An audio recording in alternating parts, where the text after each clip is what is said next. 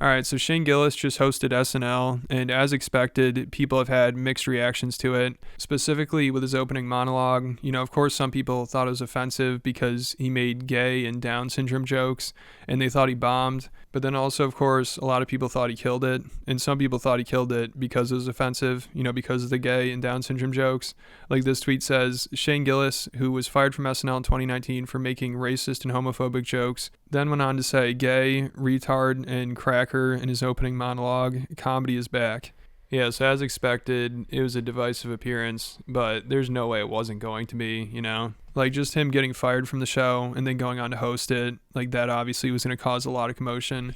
But also, a lot of people are just going to be waiting for him to say something politically incorrect that they can either defend or be outraged by. But in reality, his monologue was not really offensive. Maybe by today's SNL standards, you'd say it was. I get that.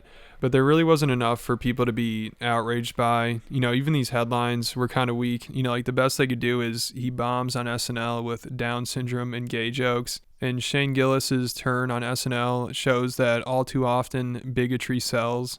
So I think these people are probably disappointed. The biggest thing they have to complain about is he made some gay jokes.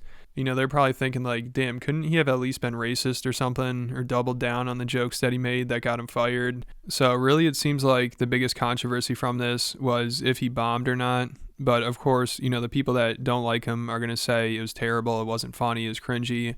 And then the people that like him are obviously going to find it funny and think it's hilarious and think he killed it. And in my opinion, I thought some of it was funny, but I wouldn't say he killed it. Like he seemed pretty nervous, which is understandable, and you could tell he's just trying his best to get through it without screwing up. And then he mentioned how the audience wasn't laughing a few times, so it sounded like he thought he was bombing.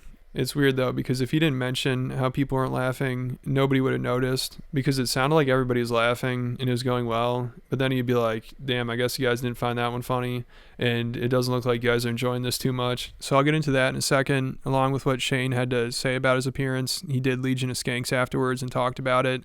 But before that, I want to talk about today's sponsor, Factor. With Factor, you can get high quality, fresh, never frozen meals sent right to your doorstep each week, which can help you save a lot of time and effort. I'm not really into cooking at all, so going to the grocery store, figuring out what to make, and then cooking it and cleaning up afterwards, it just isn't really worth it for me. So getting Factor each week is perfect, and their meals are ready to go in 2 minutes. And they have a variety of different options. They have over 27 different meals and 33 add-ons. You can either choose your favorite meals or let Factor craft your order based on your taste preferences. And their meal plans range from 4 to 18 meals per week. And you can easily add or reduce the number depending on how much you need.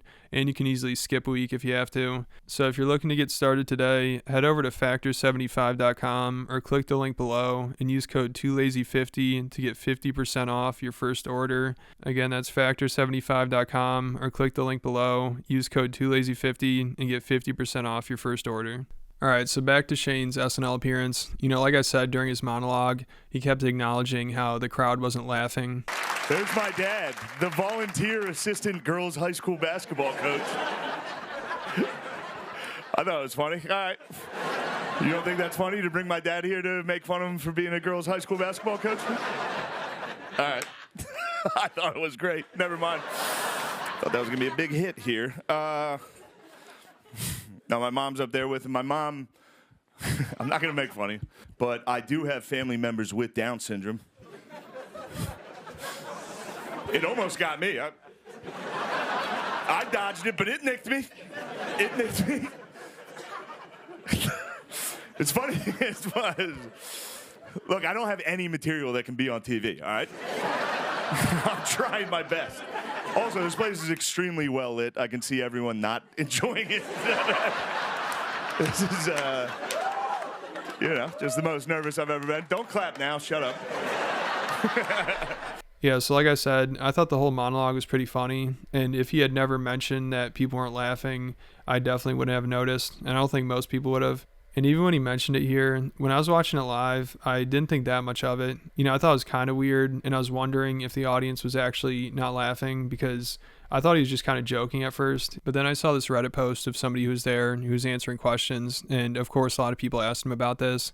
Like somebody said, when Shane was saying you guys didn't like that one about a few bits, did it seem like few people were laughing? Because on the broadcast it sounded like the audience was laughing at most of the stuff, and the person who was there said it felt very subdued in the studio, and Shane had some guests that were laughing, but the people on the floor were quiet, and the people in the bleachers weren't much better, and they said the lights were on so you could see everybody.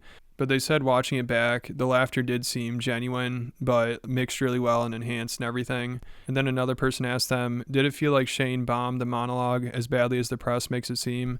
And the person there said they've never been to another taping of SNL, so they don't have much to compare it to, but they have been in the audience for sitcoms and shows like Conan.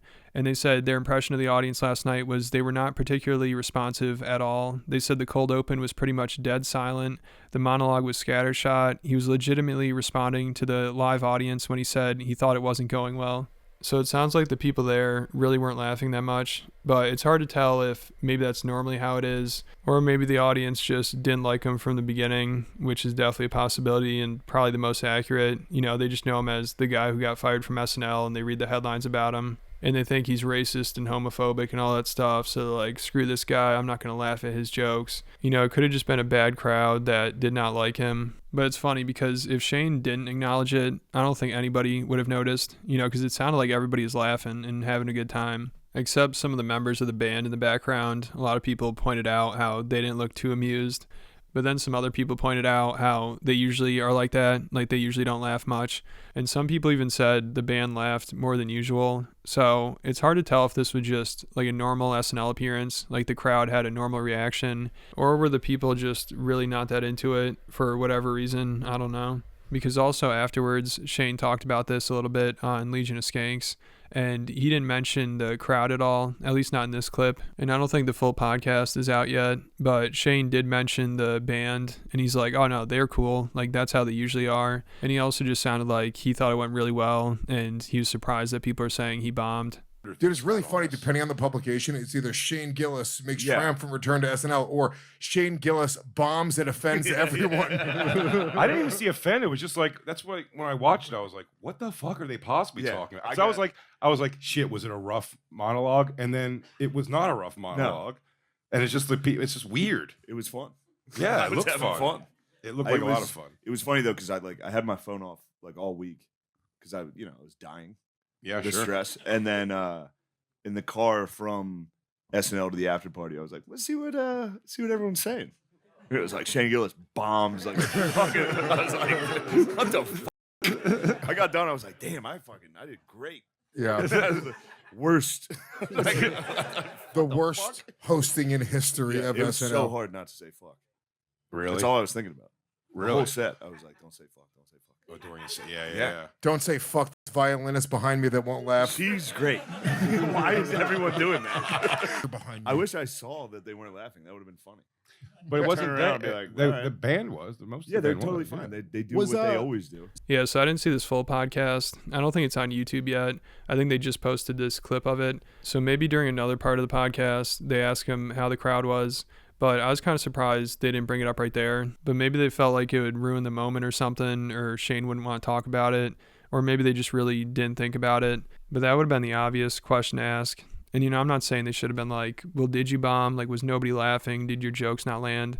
I just think they could have asked, like, was it actually a tough crowd? Were you being serious when you said that? Because also, if they're talking about why people thought Shane bombed, like I said, I didn't think he did. If he didn't say that people weren't laughing, I wouldn't have thought anything of it.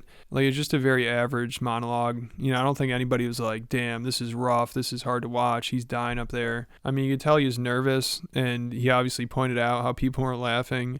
But other than that, it wasn't too bad. But I feel like if you're going to talk about why people are saying that he bombed, obviously there are people that are going to say that no matter what, just because they don't like him.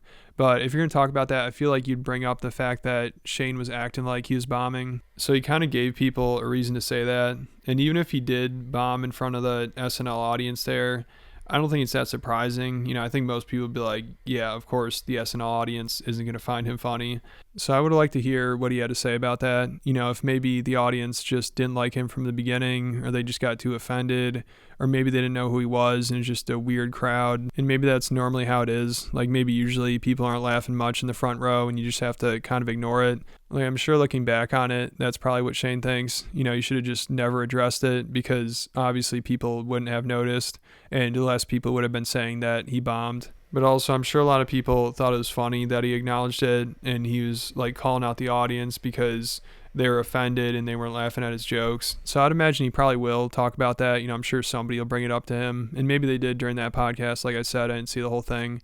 But at least also during this clip, we got Louis J. Gomez taking some shots at Andrew Schultz and Bert Kreischer. Like everybody being like, yo, me and Shane are boys. I was blacked out in every picture. Every single picture posted was like me laying in a parking lot. Like, I didn't even know I met that guy. It did feel different with you, and I did not do that because that's gay as fuck. But for the people that did do that with you, like to be honest with you, like I thought it was nice. It was because it was different because I genuinely felt like everyone was truly happy for you. Oh yeah, and we're drinking. It wasn't like a lot of people like, dude, like nobody's happy for Bert or Andrew Schultz. Hey, I love them. I think they're great, but great. They're rich and successful. Cool.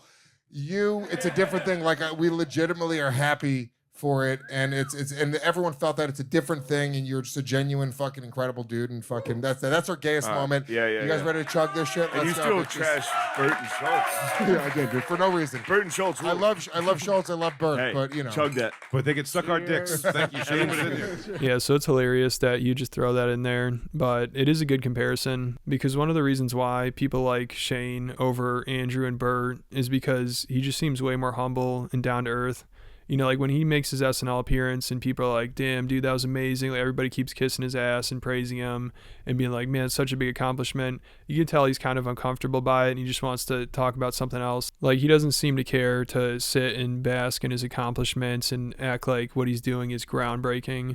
But then there's some other people like Schultz especially where every step of his career is like this giant moment and he's always acting like he's changing the game and everything he does has never been done before and he's paving a new way. And in the beginning, you know, people think it's cool and they're proud of him and everything. But then once you're at the top, like when you're selling out arenas and shit like that, people aren't going to be as excited for you when you talk about how much money you made on your last special and how you changed the game with it, especially because some of his fans feel like the way he released his special, he kind of took advantage of them. And if you want to hear more about that, I have a whole Patreon video about it. And I also recently just talked about Kid Rock's appearance on JRE and how cringy that was. And I also talked about how Joe Rogan and Sean Strickland are kind of beefing. Sean called him out. And there are a ton of other videos on there. So if you're interested, make sure you go check it out. I'll put a link in the description. And then hit the like button, hit the subscribe button, and I'll catch you at the next video.